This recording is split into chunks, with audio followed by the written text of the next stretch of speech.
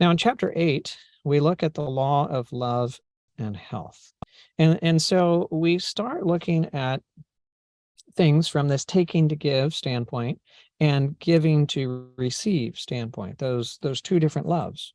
And we look at it in the context of the law of God and the two tables of stone that he wrote the law on.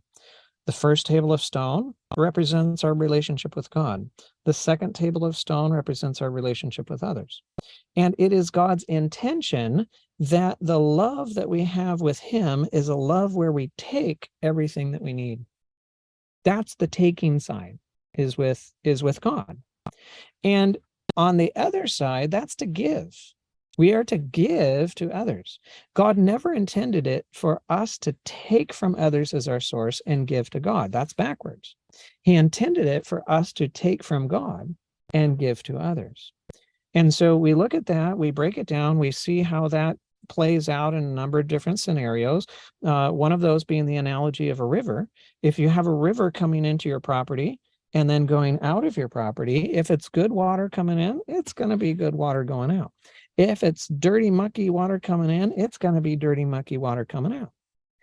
Now, what comes in is dependent, is what's upstream. And that represents your sources. What is upstream determines what comes into you, right? What's downstream, well, that's just what came out of you and where it goes.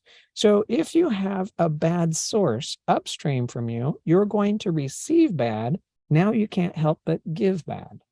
But if you have a good source upstream, well, then you receive good and you can't help but give good. And that's why God wants to be your only source, so that he is the only one that's upstream, because he's the only one that's good.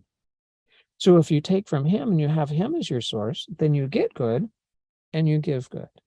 And it's natural, right?